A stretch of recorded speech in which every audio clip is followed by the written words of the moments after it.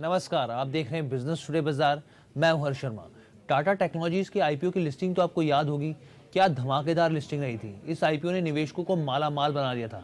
अब एक बार फिर टाटा ग्रुप नए आईपीओ को लाने की तैयारी कर रहा है। जी हां, मीडिया में खबरें बहुत जोरों से हैं कि टाटा ग्रुप की ओर से नए आईपीओ को लाने की तैयारी हो रही है। तो चलिए आपको बताएंगे क्या है पूरी खबर, जैसे कि कौन सी कंपनी का आईपीओ आ रहा है, क्या है इसका बिजनेस मॉडल और ये आईपीओ कब आ सकता है। तमाम सवालों के आपको जवाब मिलेंगे, लेकिन उससे पहले आपसे गुजारिश है कि हमारे चैनल बिजनेस टुडे बाजार को लाइक, शेयर, सब्सक्राइब करना मत भूलिएगा। तो सबसे पहला सवाल कि टाटा ग्रुप का ये जो नया आईपीओ है किस कंपनी से जुड़ा हुआ है। तो टाटा ग्रुप अपनी कंपनी टाटा ऑटोकॉम्प सिस्टम यानी कि जिसको टैको भी बोलते हैं, उसको लिस्ट करने के लिए यहाँ पे बातचीत शुरू हो गई है। आपको बता दें कि ये company auto component manufacturing business से जुड़ी हुई है।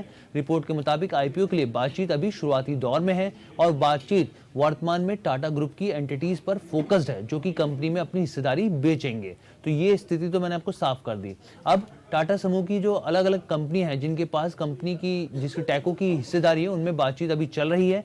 कितनी हिस्सेदारी बेचा जाना है, इसको लेकर अभी चर्चाएं हैं। और टाटा ऑटोकॉम्प सिस्टम में टाटा समूह की अलग अलग कंपनियां की यहाँ पे हिस्सेदारी है। अगर टैको की बात करें तो इसमें कितनी और किसकी कितनी हिस्सेदारी है, तो मैं आपको ये भी समझा देता हूँ। और टाटा ऑटोकॉम सिस्टम का जो पूर्ण स्वामित्व है वो टाटा ग्रुप की एंटिटी के पास है और इसकी डायरेक्ट होल्डिंग टाटा सन्स के पास है, जिसकी करीब लगभग 21% हिस्सेदारी है, जबकि बाकी हिस्सेदारी टाटा इंडस्ट्रीज लिमिटेड के पास है। तो ये आपको मैंने क्लियर कर दिया यहाँ पर। अब इसके बिजनेस मॉडल के बारे में भी समझ लेते हैं। टाको की जो स्थापना है वो 1995 में हुई थी।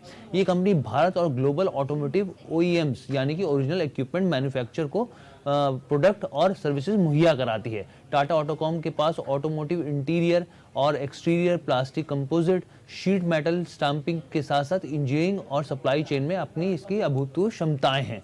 और ये ऑटो कंपोनेंट बिजनेस में ग्रुप के वेंचर्स के लिए भी व्हीकल के तौर पर काम करता है। यानी देखिए, ओएम्स जो चाहे ग्लोबल हो चाहे भारतीय हो, उनको तो ये सर्विसेज मुहैया कराते हैं और साथ में टाटा ग्रुप की जो कंपनियां हैं उनको भी सर्विसेज यहाँ पर ये देते हैं। अब अगला सवाल उठता है कि इस आईपीओ से जुड़ी पूरी प्रक्रिया कब से शुरू हो सकती है। तो मीडिया के रिपोर्ट्स के मुताबिक इसकी जो औपचारिक प्रक्रिया है इस साल के आखिरी में शुरू हो सकती है। अब आपको ये भी बताते हैं कि ये ऐसा है कि ये जो आईपीओ पहली बार नहीं आ रहा है। जब टाटा ऑटोकॉम सिस्टम के आईपीओ को लेकर जो चर्चा हो रही है, ये दरअसल साल 2011 में भी टाटा ग्रुप के कैपिटल मार्केट से कंपनी के लिए करीब 750 करोड़ रुपए जुटाने की योजना उस समय ये जो टाटा ग्रुप ने बनाई थी। यानी कि मैं आपको बता रहा हूँ 2011 में भी इसके आईपीओ को लाया जा रहा था और उसके जरिए करीब 750 करोड़ रुपए के जुटाने की चर्चा हो रही थी। अब इसके लिए उसे सेबी से मंजूरी भी मिल गई थी टाटा ग्रुप को। ग्रुप ने बाद में संभावित रूप से मार्केट कंडीशन को प्रतिकूल ना होने का कारण बताकर आईपीओ को वापस ले लिया था। साफ तौर पे बोला कि फेवरेबल नहीं है कंडीशन और इसलिए हम लोग वापस लेते हैं। हालांकि उस समय कंपनी की ओर से और कोई जानकारी नहीं दी गई थी कि आईपीओ क्यों वापस।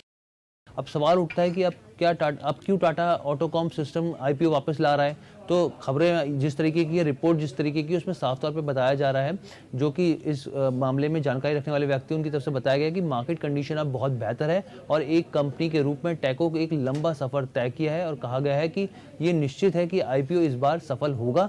लेकिन दूसरी डिटेल जैसे कि टाटा ग्रुप की कौन सी एंटिटीज हिस्सेदारी बेचेंगी, कितनी मात्रा में बेचेंगी, इसका मूल्यांकन करने की यहाँ पे जो भी तमाम जानकारी है वो हम लोग आपको अपडेट करेंगे। और यकीन मानिए, टाटा ऑटोकॉम सिस्टम से जुड़ी जो भी खबरें होंगी आपको बिजनेस टुडे बाजार पे जरूर मिलेंगी।